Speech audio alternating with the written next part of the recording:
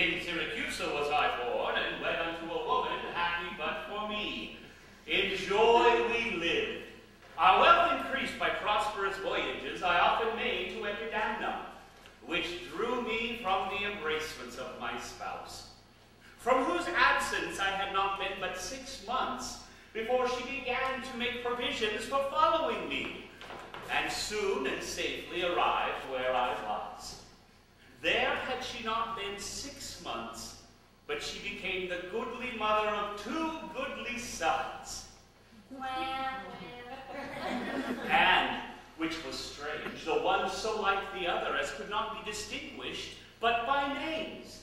At that very hour, in the self-same inn, a Mina woman was delivered of such a burden, male twins both alike. And, because their parents were exceeding poor, I bought and brought them up to attend my boys. My wife, not meanly proud of 2 such boys, made daily motions for our return home. Unwillingly, I agreed. Alas, too soon we came aboard. A league from Epidamnum had we sailed before the always wind-obeying sea gave any tragic instance of our harm. And as it were, for such the case was, the sailors sought for safety by our boat, and left the ship sinking right to us.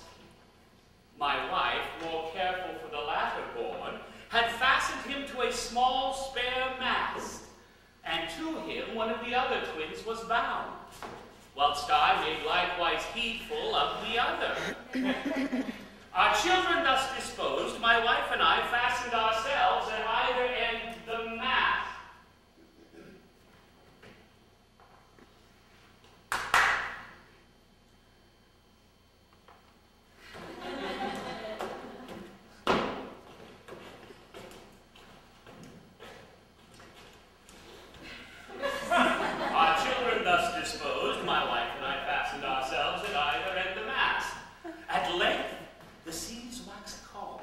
And we discovered 2 ships from afar making amain to us. From Corinth that, from Epidaurus this. Ere they came, oh, let me say no more. Do not brag off so, for may pity, though not pardon thee. Ere these ships came together by twice 5 leagues, we were encountered by a mighty rock, upon which we were so violently borne that our helpful ship was splitted in the midst. My poor dear wife, seeming burdened by lesser weight, but not by lesser woe, made her way more speedily by the wind. And in our sight they 3 were taken up by fishermen of Corinth, as we thought. At length another ship seized upon us, and therefore did they bend their way homeward. Thus have you seen me severed from my bliss. And for the sake of them thou sorrowest for, do me the favor to die there whole. What hath befallen of them in thee till now? My youngest boy, and yet my eldest care, at 18 years of age grew inquisitive after his brother, and importuned me that his attendant, as his case was like, reft of his brother, but retained his name, might bear him company in search of him. I let them go. Would I had not done so. 5 summers have I spent in furthest Greece, roaming clean through the bounds of Asia, until coasting home came to Ephesus, hopeless to find, yet loath to leave unsought. And happy were I in my timeless death, if all my travels could warrant me they live.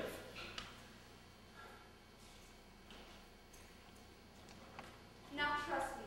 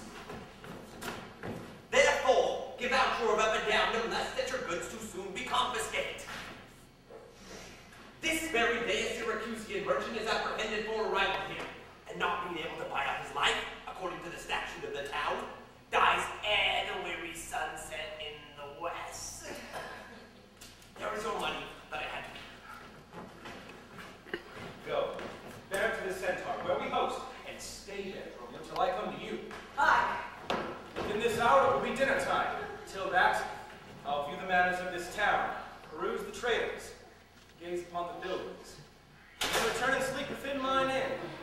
For with long travel, I am stiff and weary. Yet you gone? Hi. A trusty villain, sir, that so very often when I am dull with care and melancholy, lightens my humor with his merry jests. What, will you walk with me about the city and then go to my inn and dine with me? I am invited, sir, to certain merchants of whom I hope to make much benefit. I crave your pardon. Soon at 5 o'clock, please you, I'll meet with you upon the lawn. Farewell till then. I will then lose myself and wander up and down to view the city. Sir, I commend you to your own content. He that commends me to my own content, commends me to the thing I cannot get. I to the world am like a drop of water, that in the ocean seeks another drop. He fallen there to find his fellow for, unseen, inquisitive, confounds himself. So I to find a mother and a brother, in quest of them unhappy, lose myself.